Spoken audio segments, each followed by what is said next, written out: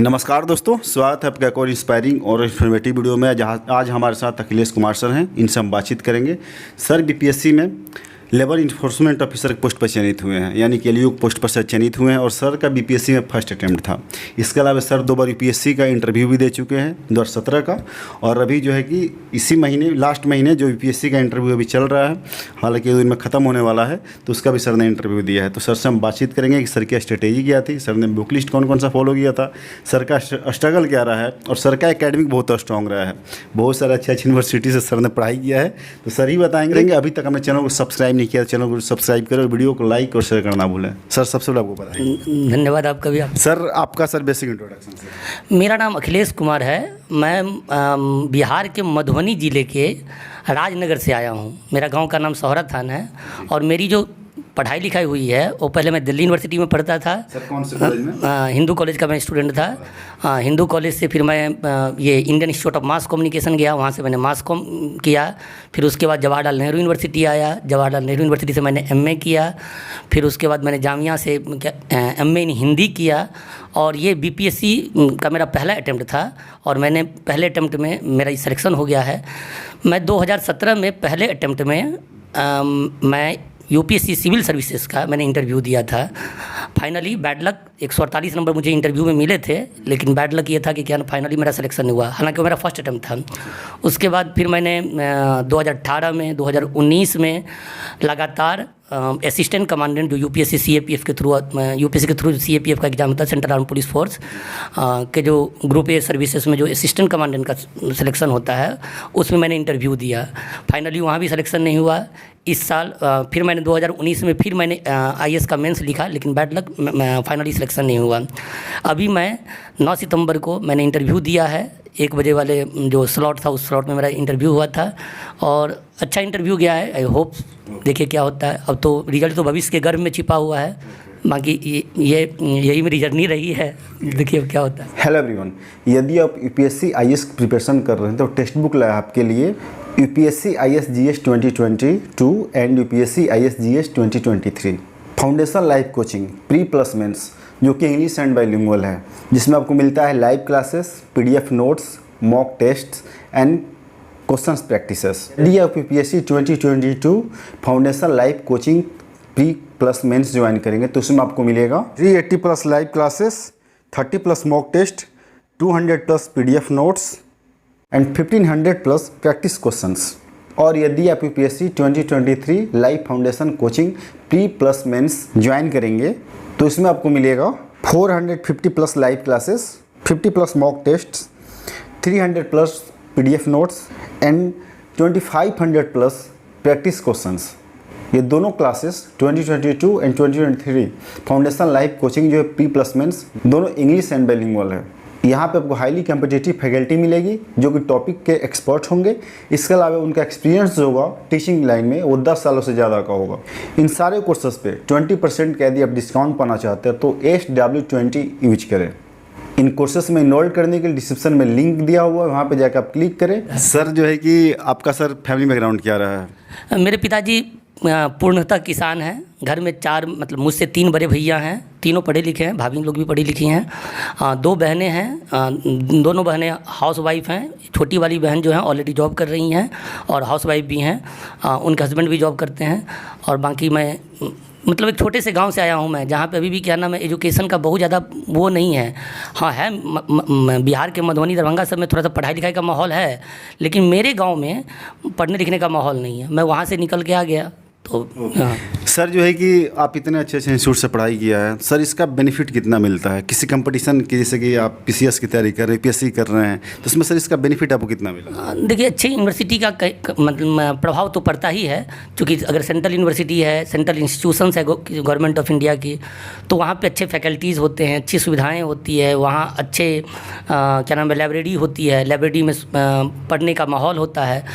और ऐसा नहीं है केवल अच्छी यूनिवर्सिटी से ही बच्चे क्या नाम है टॉप अप करते हैं, ऐसा कुछ भी नहीं है। जो ग्रामीण पृष्ठभूमि के बच्चे भी अगर कंटिन्यू मेहनत कर रहे हैं तो वो सक्सेस होते ही हैं। सर आप कितना सर हार्ड वर्क करते थे, क्योंकि आप यूपीएससी के 2 बार इंटरव्यू दिए हैं, इतने अच्छे इंस्टीट्यूट से आपने पढ़ाई किया है, इतने अच्छे यूनिवर्सिटी में आपने पढ़ा है, और बीपीएससी में फर्स्ट अटेम्प्ट में ही एलईओ आप बन गए हैं। तो सर आपका टाइम टेबल क्या हुआ करता था और कितने घंटे तकरीबन औसतन आपका मतलब डेली रूटीन हुआ करता था? 7-8 घंटे तो मैं पढ़ लेता था क्लास के बाद। और दूसरी बात ये थी ना कि मेरा कोई टाइमिंग नहीं था पढ़ने का। मूड बन गया तो पढ़ेंगे, नहीं मूड बना तो नहीं पढ़ेंगे, तो मूड का कंडीशन होता था। लेकिन आमतौर पे मूड बनाना पड़ता है कभी कभी। क्या होता है कि जब आपके लक्ष्य बड़े हों, है ना, जब सपने आपके बड़े होते हैं तो आपको बहुत सारी चीज़ों पर कंट्रोल करना होता है, संयम रखता है, धैर्य रखना पड़ता है और विश्वास भी। और मैं ग्रामीण पृष्ठभूमि का बच्चा हूँ, मेरे पास खोने के लिए था ही क्या। मेरे पास खोने के लिए ज़िंदगी के 3-4 साल थे, पाने के लिए आसमान है, तो हम तो इसी में लड़ेंगे। तो मेरा टाइम टेबल ये था कि मैं क्लासेस होती थी तो मैं क्लासेस कंटिन्यू करता था। उसके बाद हॉस्टल में आता था। खाना खाने के बाद अगर मुझे सोने का मन होगा तो मैं आधा या 1 घंटा सोता था। मैं खाना खाने के बाद, लंच के बाद उसका भी पढ़ने का मन हुआ पढ़ता था मैं, दौड़ने का मन हुआ दौड़ता था, फिर पढ़ता था। हाँ सर आपका सर प्रीलिम्स का स्ट्रेटेजी क्या था? सर प्रीलिम्स का स्ट्रेटेजी, और सर इसमें सी सेट होता है कि बहुत लोगों से नहीं निकलता है, तो सर प्रीलिम्स के लिए आपने बुक लिस्ट भी क्या सर अपना फॉलो किया? देखिए, मैं पूरा जो नए कोचिंग नहीं, हाँ ना, मैंने कहीं कोचिंग नहीं किया। अब के मतलब अभी जो दौर है, क्योंकि मैं इसमें एक चीज़ जोड़ना चाहूँगा कि जियो क्रांति भले ही अपने आयामों में बहुत सारे दुष्परिणामों को लेके आया है, लेकिन जियो क्रांति एक काम अच्छा किया है कि हर आदमी के हाथ में डाटा पहुँचा दिया है।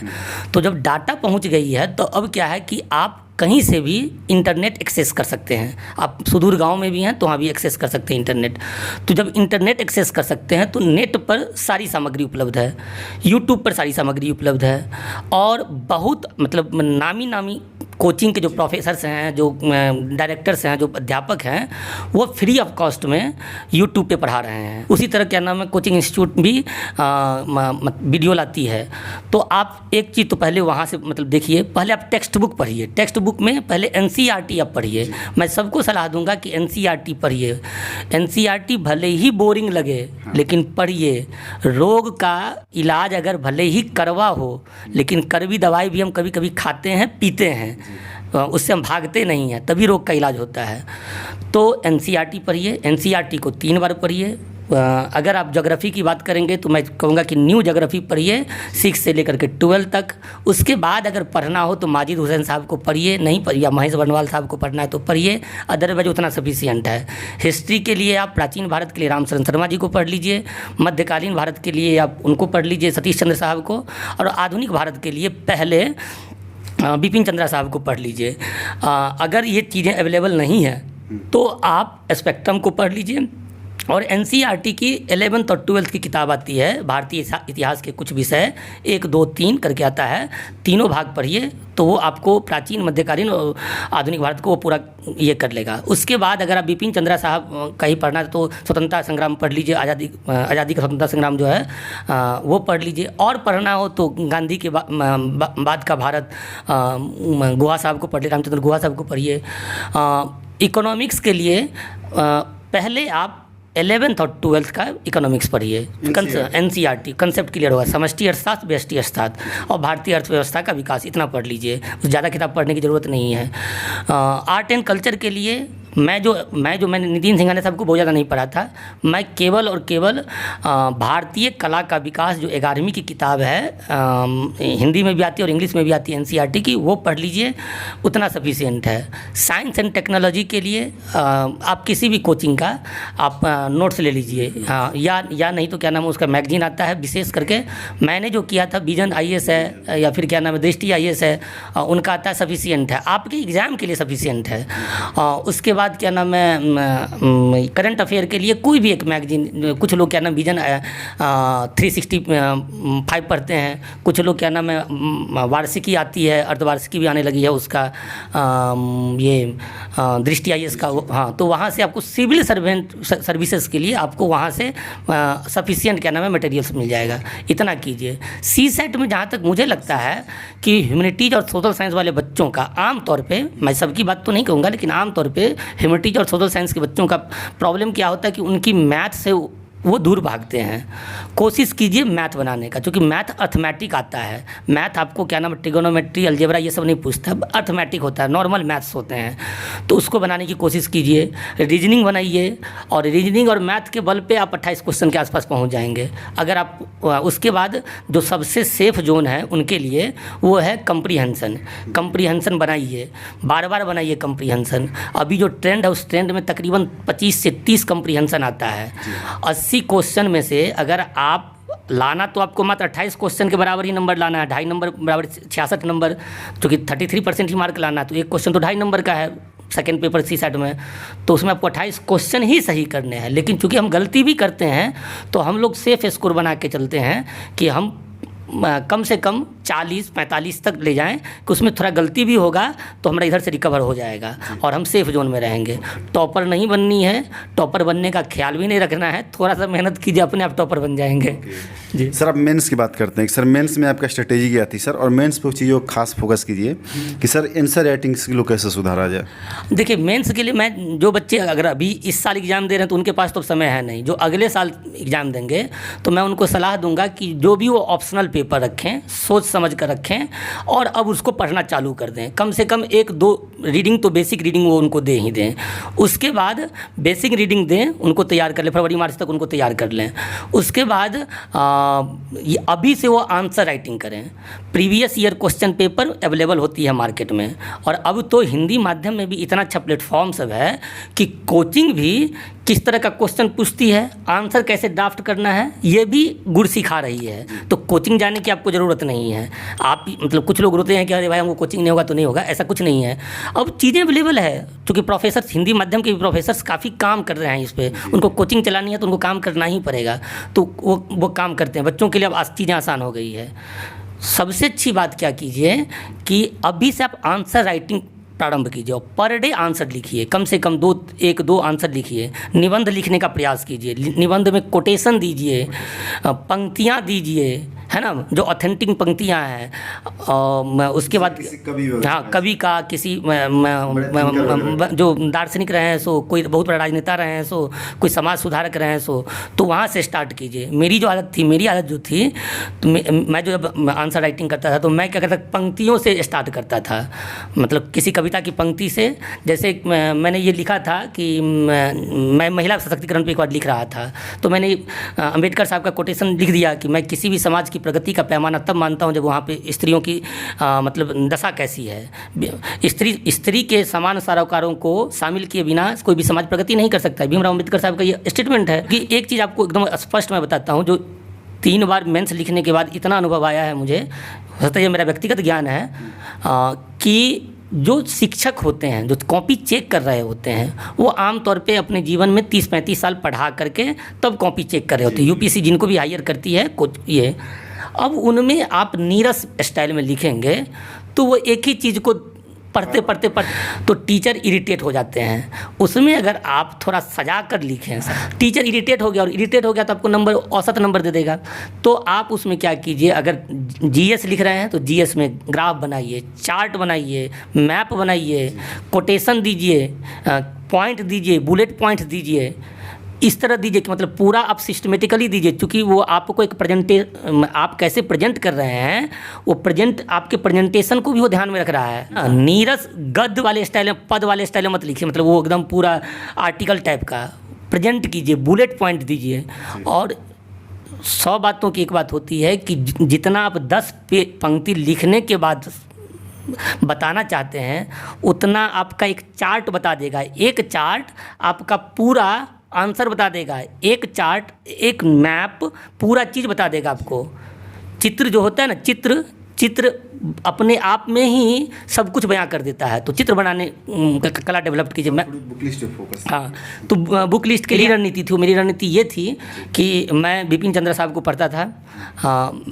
मैं शुरू से बताऊंगा। इतिहास के लिए मैं प्रारंभिक भारत के इतिहास के लिए, प्राचीन भारत के इतिहास के लिए रामशरण शर्मा, मध्यकालीन के लिए सतीश चंद्रा साहब, आधुनिक भारत के लिए बिपिन चंद्रा साहब, उसके बाद गांधी के बाद का भारत रामचंद्र गुहा, स्वतंत्रता संग्राम जो ये थे जो लिखे हैं, बिपिन चंद्रा साहब, वो मैं पढ़ता था, जो यहाँ होगी भी मेरे पास। जी। उसके बाद मैं ज्योग्राफी के लिए मैंने केवल और केवल एनसीईआरटी पढ़ी थी। आर्ट एंड कल्चर्स के लिए मैंने केवल और केवल 11th की जो किताब है भारतीय कला का विकास, वो पढ़ा था। इकोनॉमिक्स के लिए मैंने इनकी किताब पढ़ी थी, एनसीईआरटी समष्टि अर्थशास्त्र का विकास 11वीं और व्यष्टि अर्थशास्त्र का विकास 12वीं का, और प्लस 11वीं की जो किताब और थी भारतीय अर्थव्यवस्था का विकास, वो मैंने पढ़ा था। उसके बाद लक्ष्मीकांत ऑल इन ऑल है, वही संविधान का गीता रामायण पुराण जो कहिए वो सब कुछ है। और उसके बाद आर्ट एंड कल्चर के लिए साइंस एंड टेक के लिए मैंने दृष्टि IAS का मैगजीन लिया था। प्रीवियस ईयर क्वेश्चन पेपर्स बनाइए एग्ज़ाम से पहले, हो सके तो मॉक टेस्ट दीजिए। आजकल हर जगह अवेलेबल है, आप ऑनलाइन भी मॉक टेस्ट दे सकते हैं। मॉक टेस्ट दीजिए। मॉक टेस्ट देने से एक फ़ायदा ये होगा कि आपका ब्रेन जो है एग्ज़ाम के पर्पज़ से एग्ज़ाम की तरह ढलेगा। बहुत बार क्या होता है कि हम कंसेप्ट को लेकर के कंफ्यूज होते हैं और हम उसे ही सही मानते रहते हैं। तो वहाँ जो व्याख्या करती है कोचिंग इंस्टीट्यूट, जो आपको मॉक लेती है तो वहाँ उन व्याख्याओं से अपना कन्फ्यूजन दूर कर लेंगे। ओके सर, हम इंटरव्यू शूट करने से पहले क्वेश्चन पर डिस्कशन कर रहे थे हिंदी मीडियम के छात्र को लेकर। आपने कहा भी था कि ये बहुत मतलब इससे वैज्ञानिक तरीके से उसको आप डिटेल्स बताएंगे। तो सर मतलब हिंदी मीडियम के छात्र जो है रिजल्ट भी कम हो रहा है, एक्चुअली पीटी भी नहीं हो रहा है हिंदी मीडियम के छात्रों का ज़्यादा। तो सर आप 3 बार पीटी क्वालिफाइड हैं यूपीएससी में और 2 बार इंटरव्यू में दिया आपने। तो सर आपकी नज़र में सर कहाँ मतलब कमी हो रही है हिंदी मीडियम छात्रों में? देखिए, मेरा हो सकता है कि हिंदी मीडियम वाले लड़के क्या ना मुझे एलिटिज्म का आरोप लगाए या गरियाना चालू करें, वो अलग मुद्दा है। देखिए, आप वैज्ञानिक तरीके से पढ़िए, और मुझे लगता है कि यूपीएससी सिविल सर्विसेज का पीटी निकालना सबसे आसान है जी। आपको 60 क्वेश्चन ही सही करने हैं, आप किसी भी कैटेगरी में है ना। 60 क्वेश्चन 60 क्वेश्चन ही सही करने हैं। और जितना मैं जानता हूँ यूपीएससी को, जहाँ तक मैं समझ पाया हूँ, उसमें तकरीबन हर साल 40 से 45 नंबर 45 क्वेश्चन आपके ट्रेडिशनल पार्ट से आते हैं। डायरेक्टली या इनडायरेक्टली ट्रेडिशनल पार्ट से आना है, मीन्स आना है। और बाकी तकरीबन 25 कभी कभी 30 क्या नाम है करंट अफेयर से आता है ना। करंट अफेयर का मात्र 10 एरिया आप कंप्लीट कर लीजिए, 10 एरिया कंप्लीट कीजिए। वहाँ से आप 20 का टारगेट रखिए, 20 वहाँ से टारगेट है, 40 यहाँ से टारगेट है, आपका इजीली हो जाएगा। हम मैं ये नहीं कहूँगा कि आप क्या नाम है 60 ही बनाइए, आप तो रिस्क लीजिए 90 तक जाने का। आइडियल तो यह है कि 85-90 आप बनाइए, तभी आपको अगर 10 गलत भी होगा तो क्या नाम है सही होगा तो फिर एवरेज में आकर के आप क्या नाम है प्री में आ जाएंगे, क्योंकि माइनस मार्किंग होती है। तो करंट अफेयर पर फोकस कीजिए, और ट्रेडिशनल जो पार्ट है, ट्रेडिशनल पार्ट जैसे हिस्ट्री, ज्योग्राफी, ये सब उस पर आप फोकस कीजिए, आसानी से निकलेगा। दूसरी बात क्या है कि आपके पास सिलेबस होना चाहिए, पॉइंट नंबर 1। और सिलेबस के अनुसार आप एनसीईआरटी से पहले एनसीईआरटी पढ़िए, 3 बार पढ़िए। एक बार तो ऐसे ही पढ़ लीजिए, दूसरी बार क्या नाम है आप उसको थोड़ा सोच के पढ़िए कि मतलब जो पढ़ रहे हैं उसको समझ पा रहे हैं या नहीं। और 3rd बार जब पढ़िए तो उसको अंडरलाइन कीजिए, तो नोट बनाइए। उसके बाद नोट्स बनाइए। आप जिस किसी भी टॉपिक को अगर पढ़ रहे हैं, जैसे मैं एक उदाहरण दे रहा हूँ कि आप अगर एक दिन में हिस्ट्री में एक ही चीज़ पढ़ना है, संगम काल, तो संगम काल के बारे में ढंग से पढ़िए। पढ़ लिए, नोट्स बना लिए, और क्या नाम है यूट्यूब से कोई अच्छे जो मतलब टीचर जो पढ़ा रहे हैं उनका एक बार लेक्चर सुन लीजिए, संगम काल को कंप्लीट कर लीजिए। जैसे आप बौद्ध धर्म पढ़ रहे हैं तो बौद्ध धर्म में सारा चीज़ पढ़िए। आप एक ही टॉपिक ये कीजिए, प्री से तकरीबन 2.5 महीना, मैं मानता हूँ 2.5 महीना पहले क्या नाम है आप प्री के लिए तैयारी करना चालू कीजिए। मैं आपको ये भी नहीं कहूँगा कि 10 घंटा पढ़िए, 20 घंटा पढ़िए, प्रैक्टिकली संभव भी नहीं है। आपके और भी तो काम करने होंगे, सोना भी है, खाना भी है, पढ़ना भी है, खेलना भी है, दौड़ना भी है। तो 7-8 घंटा पढ़िए, पर डे एक टॉपिक लीजिए, और उस एक टॉपिक को पहले टेक्स्ट बुक से, एनसीईआरटी से, उसके बाद जो उसका स्तरीय बुक है, जैसे मैंने बताया बिपिन चंद्रा साहब या फिर क्या नाम है लक्ष्मीकांत साहब, जो स्तरीय बुक है उससे उसको आप तैयार कीजिए। और तैयार करने के बाद उसको नोट्स बनाइए और रिवीजन कीजिए। पूरा मतलब शॉर्ट नोट्स बनाइए और रिवीजन कीजिए, ईजिली निकलेगा। अब आप देखिए 2.5 महीना में कितना दिन होता है, तकरीबन 75 दिन होता है। अगर आप 75 टॉपिक ही, अगर एक दिन में एक टॉपिक तो तैयार कर ही सकते हैं आप, 75 टॉपिक भी अगर आप सब सब्जेक्ट का अगर कर लिए तो तकरीबन आपके पास 400-500 टॉपिक होंगे। 400-500 टॉपिक होंगे। यूपीएससी हवा से क्वेश्चन लाएगी? करंट अफेयर आप पढ़ ही रहे हैं, प्रीवियस ईयर क्वेश्चन बना ही रहे हैं, तो कहाँ से क्वेश्चन लाएगी UPSC? Okay sir, last question आपसे पूछना चाहता हूँ। सर स्टूडेंट हतोत्साहित भी होते हैं तैयारी के दौरान, तो सर आप मैं चाहूँगा कि 2 पंक्तियाँ उनके लिए गुनगुनाएं जो कि उनको मोटिवेट करे और अपने आप को कैसे मोटिवेट रखे स्टूडेंट। देखिए, मैं कोई मतलब वाजपेयी जी की कविता या शिव मंगल सिंह सुमन की कविता से अपनी बात नहीं कहूँगा। मैं हिंदी माध्यम के बच्चों के साथ वाकई बहुत दिक्कत है। दिक्कत इस सेंस में भी है कि हम लोग जिस पृष्ठभूमि से आते हैं वहाँ आर्थिक स्थिति भी कमज़ोर है, शैक्षणिक परिवेश भी ये है। तो उस कंडीशन में आपके पास एकमात्र विकल्प है कि आप डटे रहिए, जम के पढ़िए। और हम एक चीज़ बोलना चाहेंगे आप सभी लोगों से, मतलब तमाम दोस्तों से, कि हम ग्रामीण पृष्ठभूमि के बच्चे हैं, हमारे पास खोने के लिए कुछ भी नहीं है, पाने के लिए बहुत कुछ है। हम क्या खोएंगे? हम तो 2-3 साल 4 साल ही खोएंगे अपने ज़िंदगी का। इसलिए जम के पढ़िए, जम के लड़िए और यूपीएससी से अपना हिस्सा ज़बरदस्ती छीन के लीजिए। अपनी कलम में इतनी ताकत पैदा कीजिए कि यूपीएससी से अपना जगह छीन लीजिएगा। हमारे पास खोने के लिए कुछ भी नहीं है, कुछ भी नहीं है हमारे पास खोने के लिए। पाने के लिए हम चाहें तो आईएएस बन सकते हैं, आईपीएस बन सकते हैं, या अन्य सेवाओं के लिए भी सिलेक्टेड हो सकते हैं। तो हिंदी मीडियम के छात्रों को मैं कहूँगा कि आप पढ़िए, खूब जम के पढ़िए, दिल से पढ़िए और दिल से लड़िए। Okay sir, thank you so much कि अपना बहुत ही कीमती समय निकाल के आपने हमसे बात किया। डेफिनेटली सर जो आपको सुने हैं उनको बहुत मोटिवेशन मिला होगा, आपकी स्ट्रेटेजी उनको जानने को मिला, कौन कौन सा बुक लिस्ट आपने फॉलो किया है वो उनको पता चला। तो इसके लिए दिल से शुक्रिया सर, और उम्मीद करते हैं कि आपने जो यूपीएससी का इंटरव्यू दिया है फिर से एक बार मुझे मतलब मौका मिलेगा आपसे फिर रूबरू होने का, और ईश्वर से दुआ करते हैं कि आप टॉप 100 में प्रॉपर आईएएस बने और लवासना जाए आप ट्रेनिंग करके, और आम जनमानस के लिए और जो वंचित वर्ग के लोग हैं उनके लिए आप एक अच्छे पदाधिकारी के तौर पर सर काम करें। सर बहुत बहुत धन्यवाद आपका भी बहुत बहुत धन्यवाद, आपने बहुमूल्य समय निकाला है। तो दोस्तों हमारे साथ यही थे अखिलेश कुमार सर, जो कि एलईओ में सेलेक्ट हुए हैं बीपीएससी में, और अभी सर ने इंटरव्यू दिया ही है यूपीएससी का। तो यदि आपको वीडियो अच्छी लगी हो तो वीडियो को लाइक और शेयर करना ना भूलें। चैनल पहली बार आए हैं तो चैनल को सब्सक्राइब जरूर कर लें। मिलेंगे किसी और नए टॉपर के साथ।